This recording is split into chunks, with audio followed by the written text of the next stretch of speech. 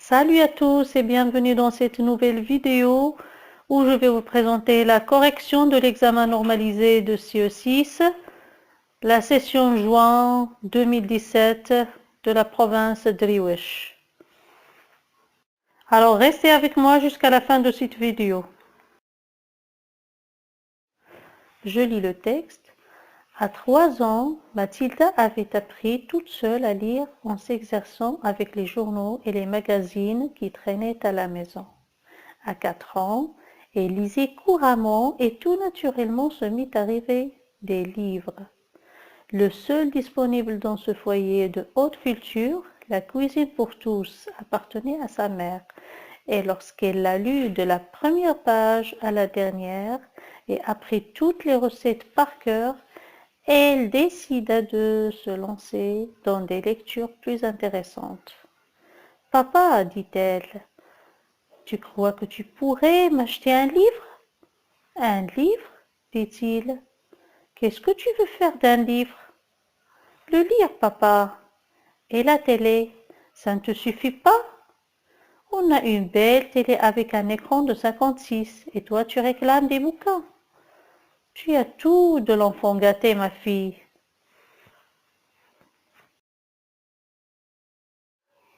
On passe à la compréhension de l'écrit. Premièrement, qui est l'auteur de ce texte ? Alors le nom de l'auteur, on le trouve toujours en bas du texte. L'auteur ici, c'est Roald Dahl. Deuxièmement, ce texte est de type narratif, informatif ou descriptif. Alors on vous demande de recopier la bonne réponse. Puisqu'il y a les temps du récit dans ce texte, ça veut dire le passé simple et l'imparfait, alors il s'agit d'un texte narratif. Troisième question. Comment Mathilda a-t-elle appris à lire ? Alors, il est indiqué en tête, bien sûr, dans le premier paragraphe, en tête du texte, au début. Alors, il a appris à lire en lisant les journaux et les magazines qui traînaient à la maison. Quel est le seul livre disponible chez elle ? Alors, le seul livre disponible chez elle, c'est La cuisine pour tous, qui appartenait à sa mère.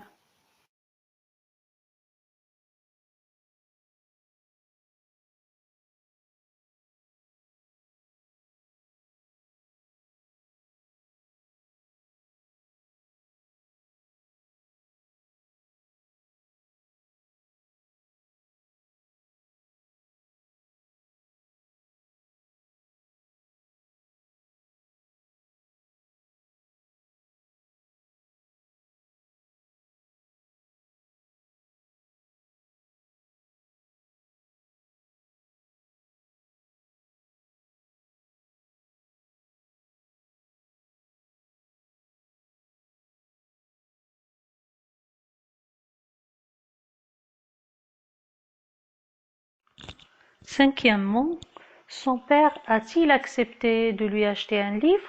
Pourquoi ? Non, son père n'a pas accepté de lui acheter un livre, car il lui a dit qu'ils ont une belle télé avec un écran de 56. Sixièmement, propose un titre ou texte. Alors, toutes sortes de titres qui ont relation avec le texte sera accepté. Lexique. Relève du premier paragraphe 2 mots suffixés. Là, il y a le mot couramment qui a le suffixe ment, ainsi que naturellement. Numéro 8. Trouve le contraire des mots suivants. Disponible. Le contraire, c'est indisponible. On a ajouté le préfixe un. Première, ça change définitivement, on dit dernière. C'est ça le contraire. Haute, basse.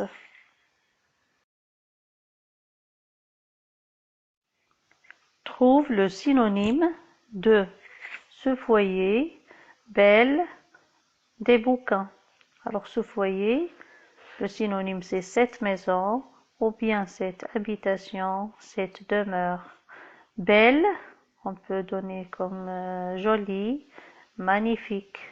Des bouquins, des livres. On passe à la grammaire. Numéro 10. Transforme cette phrase au type interrogatif avec inversion de sujet. Vous avez une phrase qui commence par un nom propre. Alors, pour la transformer au type interrogatif, il faut commencer par écrire ce nom propre d'abord. Et puis, après le verbe, on écrit un pronom qui va reprendre le nom propre. Alors, le pronom qui va reprendre ce nom propre, c'est elle sans S, parce que Mathilda est un nom féminin singulier. Alors, on va écrire Mathilda lit-elle couramment. Il ne faut pas oublier le point d'interrogation, bien sûr. Numéro 11, complète par l'adjectif démonstratif qui convient. Alors, vous avez le nom revue, qui est un nom féminin singulier. L'adjectif démonstratif convenable, alors, qui est féminin singulier, c'est cette avec 2 TE.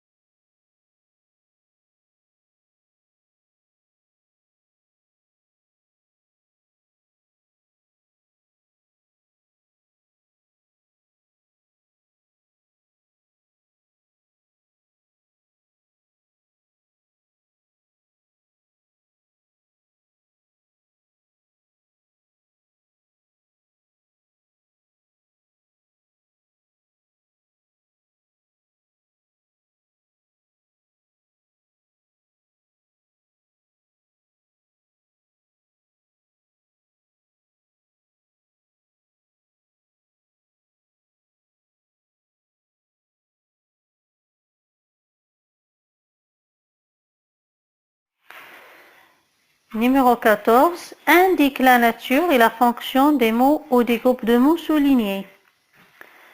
Alors Mathilda demande à son père de lui acheter un livre. Alors c'est Mathilda qui est soulignée. La nature, c'est un nom propre. La fonction, il est un sujet. Lui, la nature est un pronom. Fonction, COS. Ça veut dire normalement il est un COI. Et puisqu'il est employé avec un autre COD, alors il va avoir le nom d'un complément d'objet second. Un livre, la nature c'est un groupe nominal et la fonction c'est un COD.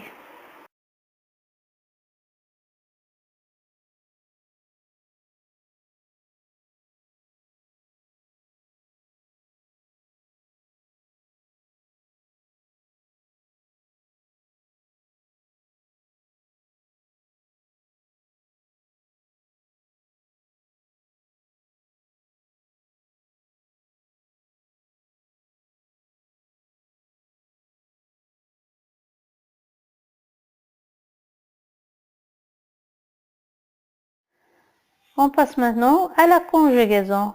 Alors numéro 15, mets les verbes au temps demandé. Le verbe apprendre au présent. Alors qu'est-ce qu'on va dire? Nous apprenons à lire et à écrire. B, le verbe lire à l'imparfait. Alors tu lisais. Troisième et dernière phrase.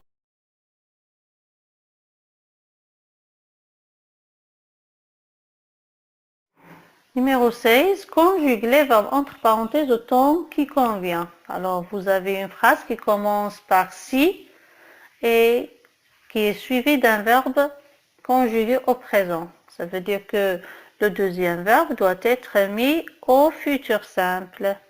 Alors, on va dire si elle travaille sérieusement, elle réussira avec A à la fin. L'orthographe complète par quel et quel. Ça veut dire un des homonymes grammaticaux proposés.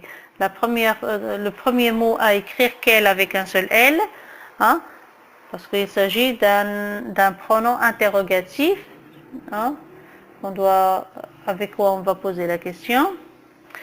Le deuxième mot, quel, qui est détaché, hein, parce que le verbe être ici a besoin d'un sujet, qui est elle. 18e consigne, met la phrase suivante au pluriel. La jeune fille porte un chandail rouge. Les jeunes filles, les jeunes avec S, filles avec S, porte, qui est un verbe, va avoir ENT, des chandails avec S, rouge avec S.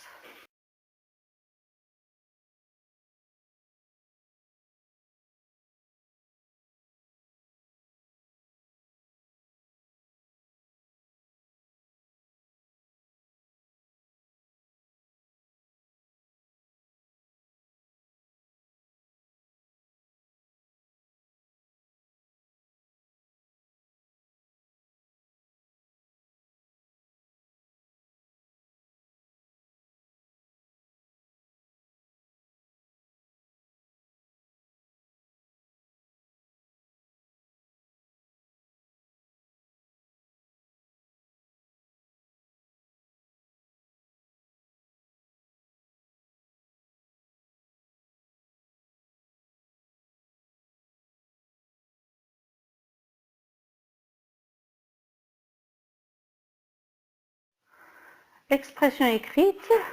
Premier exercice. Complète le texte à l'aide des mots suivants. Épanouissement, source, activité, personnelle et importante. Alors la lecture est une activité culturelle très importante. Elle est une source de divertissement. Elle est aussi un moyen d'épanouissement et de développement personnel.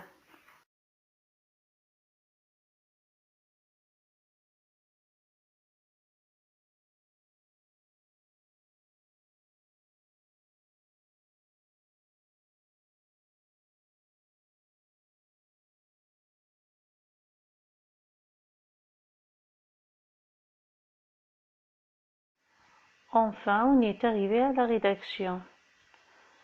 On vous demande d'imaginer et d'écrire une suite au texte en 5 à 6 phrases. Voilà une suite que j'ai imaginée. Fâchée, Mathilda s'est enfermée dans sa chambre et commence à pleurer. Son père l'a entendue. À ce moment-là, il a compris à quel point sa fille est passionnée par la lecture. En un sursaut, il s'est levé et s'est dirigé vers sa chambre, l'a prise dans ses bras en lui disant « Ma chère fille, le cadeau de ton anniversaire prochain sera sous forme de plusieurs livres. Qu'en penses-tu ? C'est génial, papa. Tu es le meilleur papa du monde.